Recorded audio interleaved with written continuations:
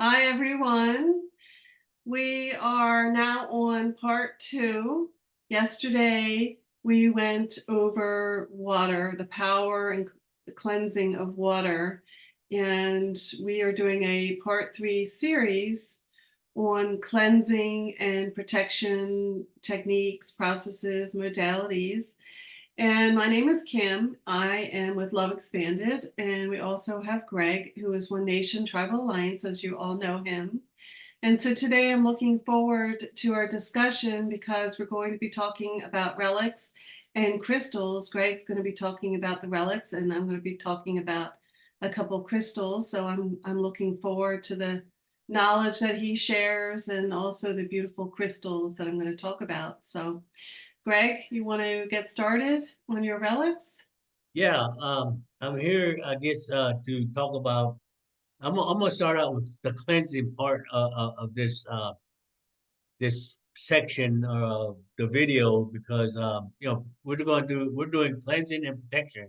So in our way, the cleansing is basically about you know taking care of whatever you have, yourself, your house, the land, whatever. You're just cleansing yourself from all the negativity that you encounter, whether you realize it or not. But in the spiritual realm, when you start feeling the effect of all this negativity, you're gonna say, well, it's time for me to cleanse, because we are constantly encountering negativity, whether we see it or we feel it or we hear it verbally, and we are so saturated with it to where we have to constantly be aware of all the negativity that is upon us to where we need to continue to cleanse ourselves to really have a future and keep our light shining because when you're enlightened, you got to keep yourself in a positive manner and don't allow the negative, you know, residue that is out there to be upon you. So, first of all, I'm going to talk about cleansing with the relics that we use, and like I said, in our medicine wheel, I have a couple of objects here that we use in our medicine wheel. And first of all, this is what we call a loose sage, you know, that we always you can get anywhere a loose sage that you can use to cleanse and when you get the loose sage, know, you can also get it in a bundle sage, which you can light both of them. And the sage is in our medicine wheel. There is sage, sweetgrass, cedar, and tobacco. There are four things. Right now, I have in my hand, I have two of them, which is sage in a bundle and loose leaf. And I also have what we call sweetgrass in a ponytail length. So, but we use these three herbs or four herbs to cleanse ourselves because in our migration story it talks about how when we first encountered the dark, and he told us what he came to do and all whatnot. After we heard him, we said we would not allow him to do that. So we threw these four herbs at him, which is tobacco, sweetgrass, sage, and cedar, and he took off. So now we realize that these herbs that we use to cleanse ourselves would take off the residue of the dark or negativity that we encounter throughout. Now, to really help us in our cleansing ceremony, we don't not only we use herbs, but we also use what we call, you know, this shell right here, which is basically I'm just gonna call it shell right now, but it's actually an abalone shell. And if it was a lot more cleaner, you could see that there is all kinds of color different and design mixed in there to where if the spirit of the negative tries to go in and hide in the abalone shell, it's like going in to the sacred geometry flower of life because it's got so many different angles and everything. You'll get lost and confused in that design, and this abalone shell is designed that way to where if the spirit goes in, you'll get lost and will stay there forever because this thing is an infinite thing. So the spirit will go in and be lost until if somebody just comes by and drops this or breaks it, then it might get out.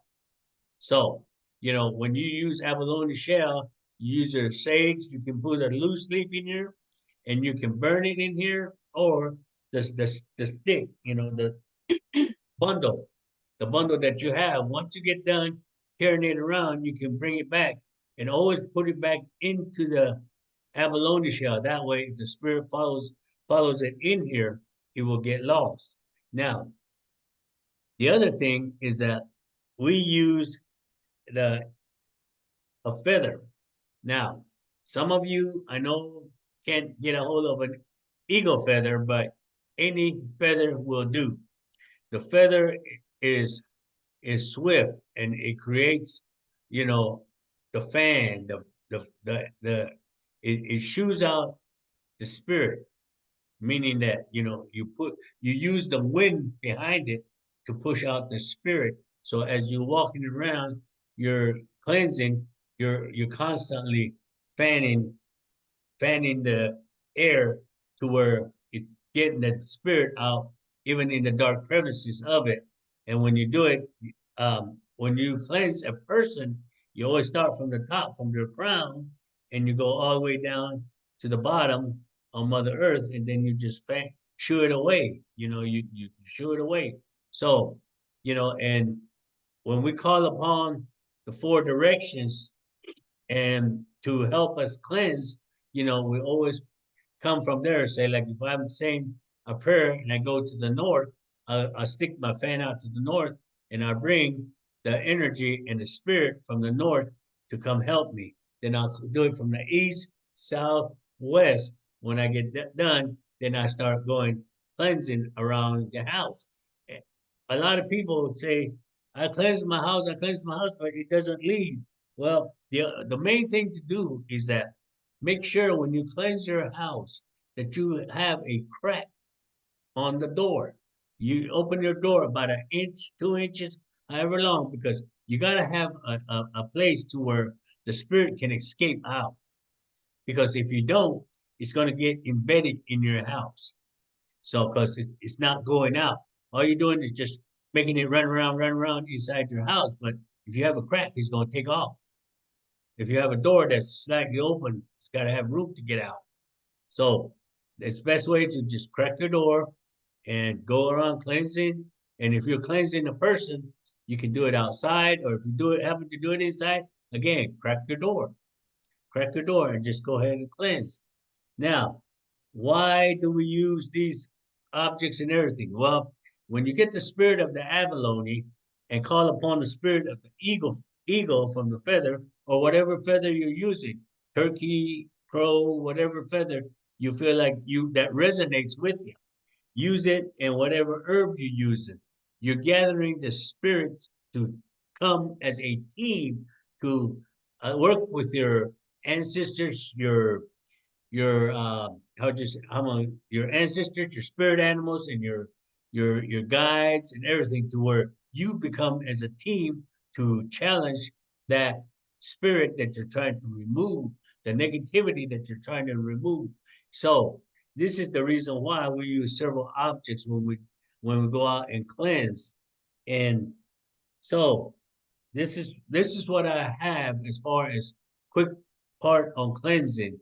And I'll go ahead and let Kim talk about a little more and then see where we're at, and then I'll finish up. So Okay.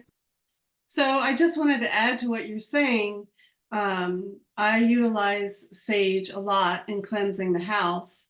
And what I find, I use the beautiful eagle feather that you made for me. And, the power behind it is so beautiful. So when I use it to cleanse the house, one of the things I also add to that is a lot of times using light language, because the light language, when you bring it in, it expands your vibration, but it also assists in downloading codes that can also cleanse the energy in the space, and also you as an individual. And just to add to what you're saying as well, is that um, when you're cleansing your space, if you feel, if you, the rooms, the home, the apartment that you're cleansing, if you feel that it is, beyond the space in the house, beyond you, you can also go outside and do that, and also to utilize salt, to put around your house. And that kind of leads me into what I'm going to talk about is selenite and moldavite.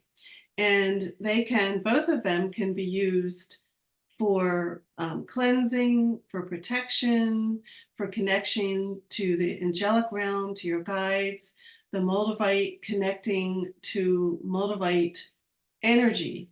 They're not beings, they're an energy. And the energy is like the entire planet. And so I've had experience with both of those, so that's why I'm going to talk about them. And I just want to show you. So we have a larger multivite, and then we have a smaller one. They're not really easy to see, but I'll start out with the multivite. And so you also know that I did a video on multivite, I don't know, about a year ago, 8 months ago. And I'll put the link down below because it talks about some of the experiences that I had with it. But multivite is a stone of absolute greatness. And it does not matter the size, the energy is the same. It's very powerful. So it's also very expensive. And if you can just get a little piece like this, it is equal to a size like this. So the size, of course, we always like larger sizes, but the power is the same as my own personal experience. And so the multivite is actually a green tektite glass. It is not a crystal. And how it came about, there was a meteorite crash into Mother Earth in Czech Republic. And it basically is understood that it's come here for the power and transformation and evolution of humankind, to give us the support to evolve. And all those that are drawn to the multivite are usually people that have come from other planets. It isn't, like I said, not just a glass, but it is also considered an ET. And as I mentioned, when I connected to the multivite, it is a whole planet of energy, of vibration. And so that's why it is so powerful. The multivite, like I said, is perfect for healing, for protection, for transformation, to awaken. It is extremely powerful. When you hold it in your hands, it's very warm and it has a high vibration. Sometimes people don't feel comfortable with it because it is at such a high vibration. But if you continue to work with it, you'll be able to feel really, connected to it. And it's very good for protection. It is great for the heart, to expand the vibration in your heart, as well as your aura, your energy body. But one of the things that I found with the multivite, it is extremely protective. And with any crystal, I didn't mention this, but with any crystal or any relic that Greg talked about, or any other relics, is that you want to connect with it. You want to ask permission to connect to that energy, to that vibration. And with the multivite, you want to connect it, to your heart, and ask for permission to connect with it, to be one with it, and ask for its assistance. And I mean, I don't really know of any crystals that have said no, but I'm sure there might be a reason. Maybe, somebody's in a fragile position and the crystal might be too strong, but really I've never had the experience that you can't connect. So they will, with anything, they will connect in a positive, supportive manner of wherever you are at that moment in time. But with the Moldavite, again, if you meditate and connect with it, you will find it's beautiful, evolutionary transformation energy. If you connect, ask for messages, you will get great wisdom. And again, as I said, it's great for protection. You can wear it on a necklace. You can put it in your bra, in your pocket. I know Greg puts it in his wallet, and I have mine next to my bed. And I do invoke the protection a lot. And as I said, it's extremely strong protection. And let's see. Yeah, I think that's it for the basic. But they're not always easy to find, and I said they are expensive, but they're well worth it when you can come across, and you just want to make sure it's like a green, you can see through, it's like a green tint. And like I said, you probably can't see that, but um, you just want to make sure that you're buying, the original green tektite Moldavite. And remember, it only comes from Czech Republic. That is where it hit Mother Earth, the meteorite.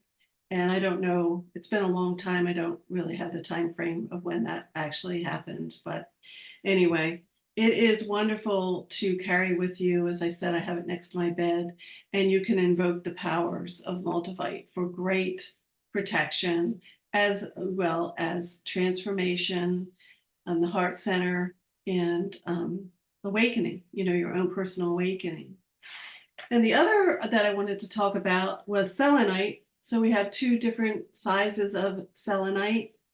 And then we have also a little bowl, another, they come in different sizes. So you can find selenite in all different sizes, and then also the wands. And I've been using selenite for a long time. And it is also, selenite is wonderful for so many different um, activities. So it's good to purify, it's good to cleanse, to protect, to remove negative energies, and it also is good for opening the crown chakra. It has a divine light, and in Greek, its name is Selene, in the moon goddess. And as the sun activates the moon's light, the selenite will activate other crystals as well as your divine light body and aura. And so you can use this in a lot of different ways. You can use it on all the different chakras to open and expand them. And as I said, the crown chakra, it's wonderful to open that up and to illuminate, the divine light. And I use it for protection as well. It is a very soft crystal, and it's made out of salt, and it's utilized for protection because of that. As you can sprinkle salt or have salt bowls in your home, or outside when you sprinkle salt around your entrance ways or around the house, the selenite is wonderful to have throughout your house. So we have it placed throughout the house on the windowsills. You can put it in corners. You can place it in all the different rooms, but mainly if you can't cover the whole house in the different corners or windows, you want to put it where you want the protection. So I have it throughout the bedroom and also next to my bed, and also in my office where I'm at a lot of times to continue the protection. But again, remember that you want to connect to all the different crystals that you bring into your home or that you want to utilize. You want to have love and gratitude and allow them to express themselves, because they will have messages for you if you're open to receive them. And you can do this in healing if you do, healing work. And again, just to place it all around you for protection. But it's also good, like I said, for, to purify, to cleanse, your energetic body, to cleanse the space that you're in.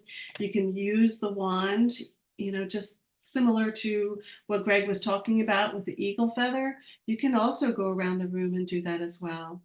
So it creates a uplifting environment, and it is also, like I said, good for any negative energies that you want to get rid of and to ensue protection for yourself. And so there are two crystals that I wanted to talk about that play a major part that I use and that I've had for a long time. But of course, there's hundreds of different crystals. These are just two to utilize in that go along well with the relics that Greg was talking about, and utilizing in cleansing and detoxing and protection. And yeah, so that's what I have. Okay. Well, that sounds good because I know in the past, I've been told that there are many, many objects that you can use as a relic, whatever resonates with you. And like Kim says, just connect with that thing. Whatever you use, like the Moldavite, whether it's selenite, whether it's a crystal, whether it's quartz, whatever you use, make sure you connect with it because everything, everything here on Mother Earth has a spirit. So, connect with that thing and connect to where you become a team and work as a team for protection, for cleansing, and whatever you want to use in a ceremonial way, connect with the objects that you are using as relics, whatever means a lot to you, and just again, back to the eagle feather. It doesn't necessarily have to be an eagle feather. It could be a hawk feather, could be a turkey feather, could be peacocks, whatever. Just make sure you connect and resonate with those objects. So, this is just the introduction of what we're going to be teaching in the future. And this is what we want to bring out to y'all because we want to be able to have you understand what, cleansing and protection is all about and the objects or the relics that you use to for protection and, or cleansing. So if you have any other questions for us, feel free to get a hold of us. And again, you can uh, go to our website or our YouTube site, Love Expended under Kim. And when you get there, she's got some videos on. Watch them, like and subscribe. And I'm on One Nation Tribal Alliance. And again, if you're not subscribed to it, like and subscribe, and we would love to have you come on board and join us in our future classes. So again, or if you have any questions, get a hold of us through our YouTube channels, and we'll be responding. So we always keep track of our people that ask us questions. So you want to add anything else before we say goodbye, Kim? I am just extremely grateful because it's a sunny day today. It's Yes. been cloudy and rainy and snowy and icy, and the sun is out and it's blue skies, and I'm so grateful. And I thank everybody for being here, for watching. I appreciate all of you and wishing everyone a beautiful day. All right. Well, y'all have a wonderful day today. Enjoy the sunshine wherever you're at. And it's always good to share with you our knowledge.